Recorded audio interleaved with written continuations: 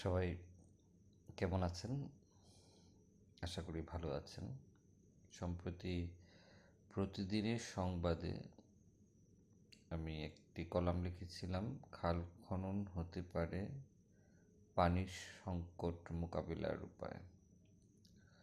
তো এইখানে আমি দেখাতে চেয়েছিলাম যে বাংলাদেশে নদীর অর্থাৎ জলাভূমির পরিমাণ দিনকে দিন কমে যাচ্ছে।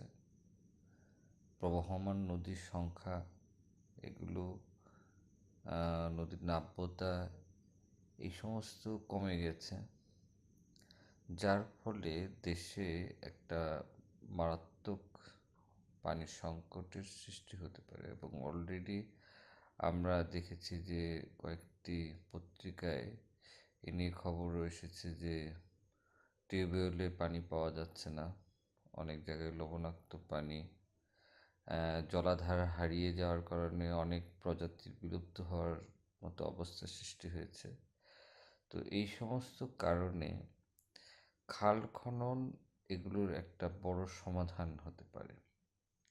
তো এগুলো নিয়েই এই কলামটি ছিল প্রতিদিনের সংবাদ পত্রিকায়।